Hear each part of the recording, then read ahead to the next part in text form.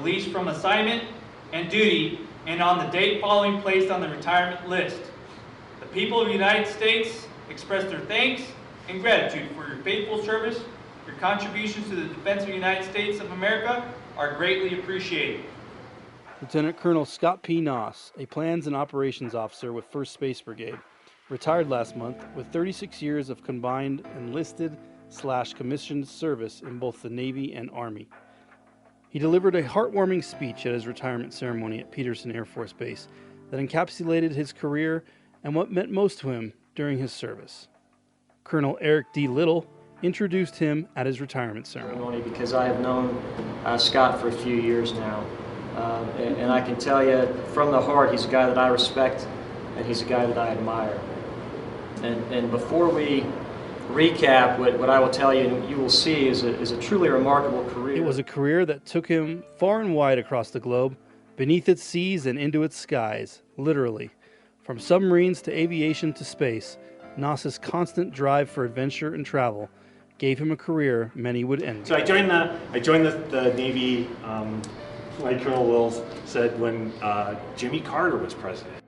The erosion of our confidence in the future is threatening to destroy the social and the political fabric of America. Gas was below 75 cents a gallon. Interest rates were, I think, 12 to 14%. Grew up in a small town in Medina. I want to thank my mom and dad, who are currently deceased. They'll stay deceased too. But I want to thank them for just giving me a stable environment. You know, when you have that security, you can go out and take chances.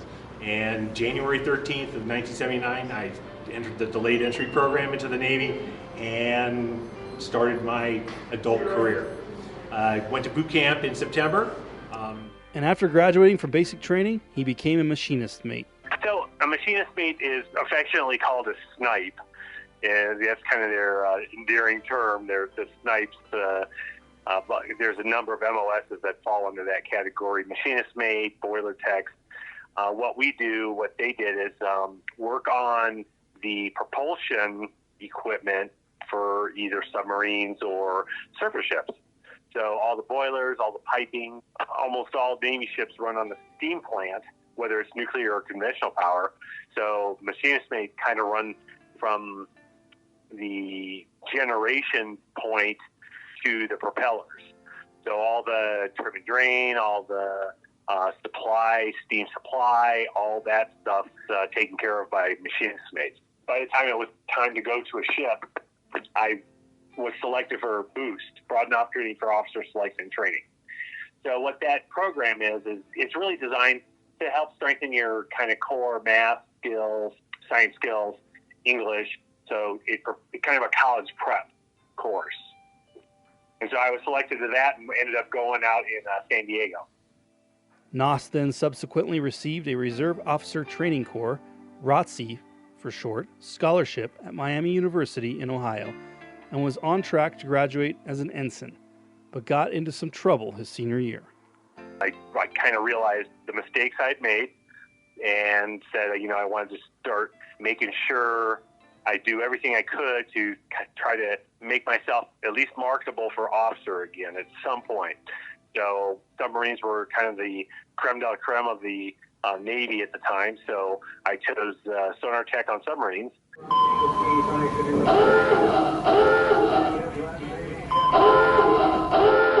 And fortunately was selected and went through sonar school in San Diego, and then I went through advanced school, C school, what they call C school in the Navy, up in Bangor, Washington. I got assigned to the USS Ohio, SSBN 726, and once I completed my C school, was assigned to them. They run what they call blue and gold crew, and so I got assigned to, I believe it was a gold crew, and within 3 months of joining the ship, we did a SSBN patrol, and we kind of spent 90 days underwater, and I kept us from bumping into things. Right before his scheduled second tour at sea, Noss was selected for Officer Candidate School and shipped off to Pensacola, Florida, to pursue his dream of commissioning as an ensign, which would happen in January of 1988. Went through basic flight school as a naval flight officer, so kind of a backseater, navigator type thing. If you ever saw Top Gun, I was in the pipeline to be Goose at some point. No. There's two O's in Goose, boys. And then I selected P3s, which is anti-submarine warfare, and then went through naval flight officer school, and then P3, what they call the P3 RAG, replacement air group. So that's where we learned platform-specific techniques for flying in a P3.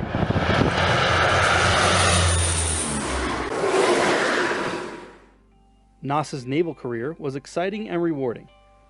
Some of the highlights include: I think flying in P3s is kind of a unique opportunity. I was stationed in Hawaii for my first tour as an officer, and out at Barking Sands, Kauai, they have a torpedo test range. So you actually get to drop a torpedo on a sled, which is pretty cool.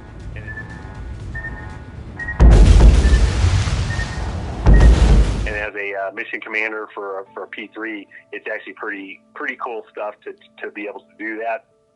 My one tour, I was stationed on the USS Kitty Hawk for a couple of years, and being able to, you see in Top Gun, the shooters, but I didn't do that. I did Officer of the Dick, which is you're in charge of driving the ship. And it was a pretty awesome event when you're, up there on the bridge, directing the ship where to go, watching flight operations, watching the jets take off.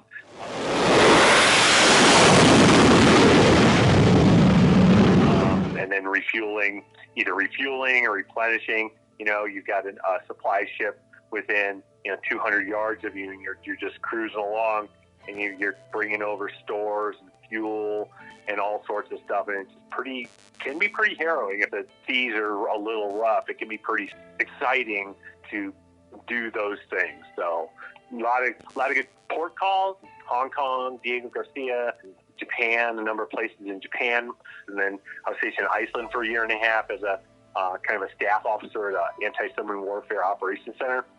Got to do a lot of exercises with our NATO partners in Europe. Norway was a big one, the French, and then the English anti-submarine warfare teams. After being passed up for Lieutenant Commander, 04, Nos got out of the Navy and went into construction. But most importantly, he lived life and went. I think one of the highlights was when just before I got out of the Navy, I gave my life to Christ, became a Christian, and during that time out of the Navy, was involved in 2 church plants in Wisconsin. So that was exciting. A couple churches get up online, and they are still successful as of today.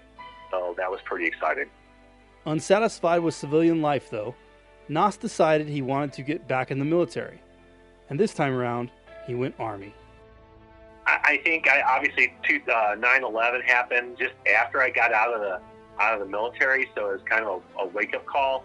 Once I had gotten out of the Navy, that door kind of closed. I had 14 and a half years worth of active duty, so I just still wanted to try to finish up my 20 years, either reserve side of the house or active duty.